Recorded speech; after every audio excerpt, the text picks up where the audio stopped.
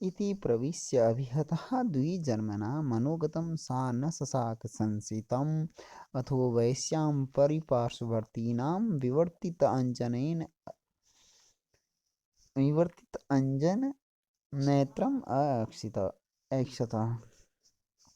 अब कहा इति यानी इस प्रकार से प्रविश्य अभिहिता द्विजन्मना, इस द्विजन यानी उस ब्रह्मचारी के द्वारा प्रविश्य अभिहिता यानी कि बहुत ही निकट बन करके कह देने पर, अर्थात उसका बहुत प्रिय बन करके या उसका साथी बन करके इस प्रकार पूछ लेने पर भी सा यानी वह पार्वती मनोगतम संसितुम अपनी मन की इच्छा को कहने में न ससाक समर्थ नहीं हुई। इसीलिए अथ यानी इसके पश्चात परिपार्श्ववर्तीनाम अपने पास रहने वाली वैश्याम यानी सहेली की ओर विवर्तित अंजन नेत्रम अक्षत यानी कि बिना काजल की आंखों से उसने देखा, अर्थात वह अपनी तिरछी नज़र से उस अपनी सहेली की ओर देख करके उसे अपनी मन की इच्छा को उसके द्वारा अपनी मन की इच्छा को उस ब्रह्मचारी को कहना चाह रही है।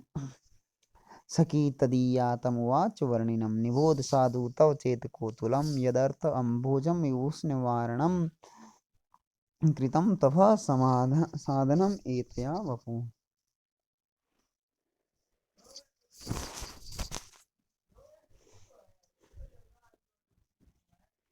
अब कहाँ है वो सखी बोल रही है कि सखी तदीया उसकी उस सहेली ने तम वर्णिनम वाच उस ब्रह्मचारी से कहा, क्या कहा,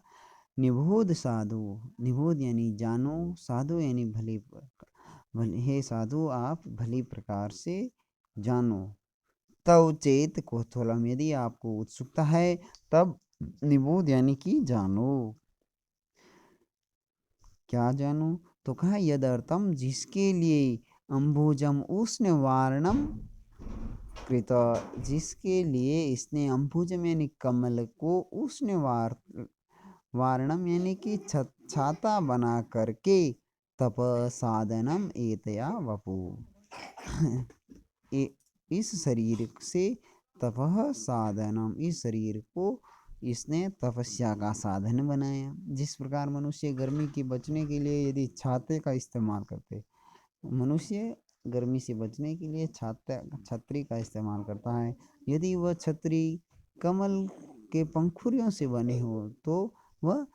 बहुत जल्द ही मुरझा जाएगी। उसी प्रकार इसका ये शरीर है जो बहुत ही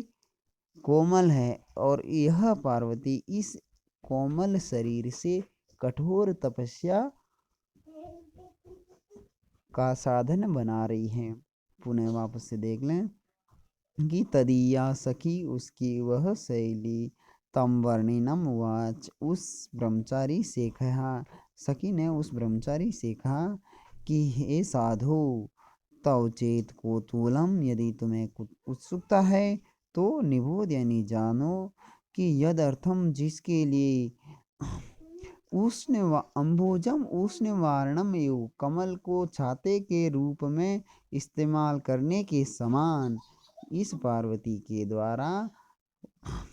एतयः इसके द्वारा वपु यानी अपने इस शरीर को तप साधनम कृतम तपस्या का साधन बनाया है।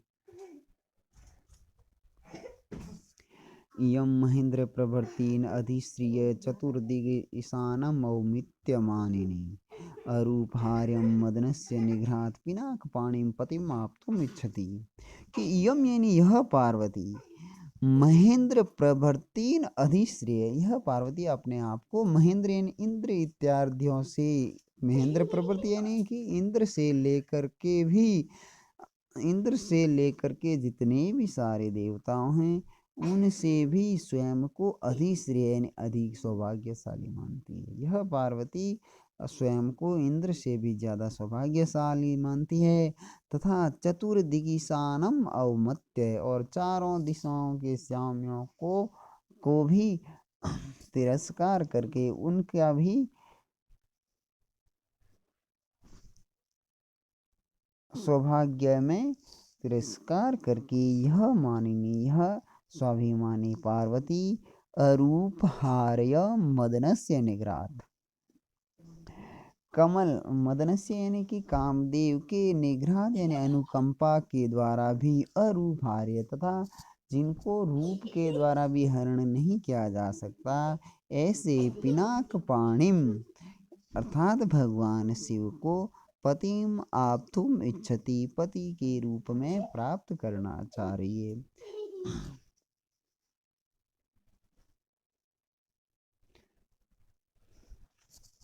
पुनः देखते हैं वह सखी क्या कह रही हैं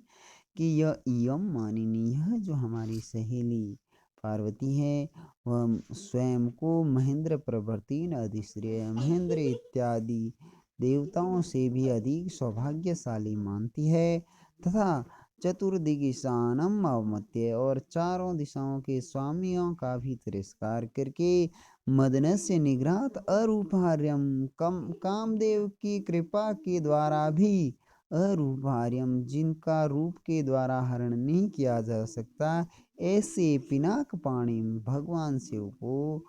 प्रतिम आपतुम इच्छति, पति के रूप में प्राप्त करना चाह रही है। अब देखो पिनाक पाणी यानी कि जो पिनाक नामक धनुष हाथ में रखते हैं, ऐसे भगवान शंकर, और वह भगवान शंकर कैसे हैं तो कहा अरूपहार्यम,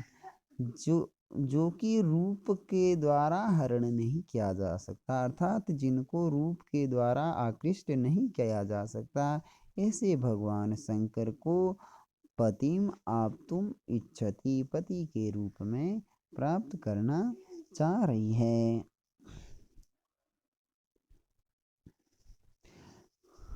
असह्य हुंकार निवर्तित पुरारीम अप्राप्त मुख शीली मुख इमाम हृदि व्ययत पातम अक्षिणोद विशीर्ण मूर्तिरपि पुष्पधन्वन। कहा है कि असह्य हुंकार बहुत ही कठोर, जिसको सहन नहीं किया जा सकता, ऐसी हुंकार के द्वारा निवर्तित यानी कि वापस लौटा दिया गया, पुरा यानी पहले, पुरारिम, पुरारिम का मतलब होता है भगवान शंकर के द्वारा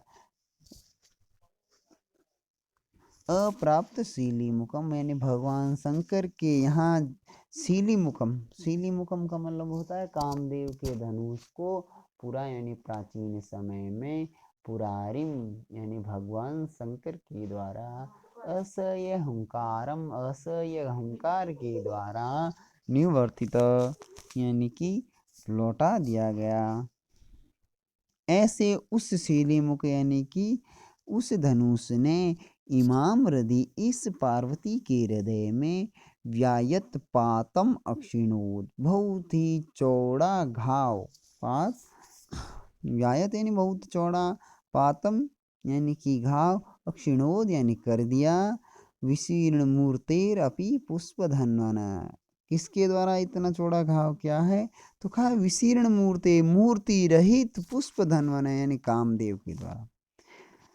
अब पुनः वापस से देखे पूरा यानी पहले असह्य हुंकार निवर्तित,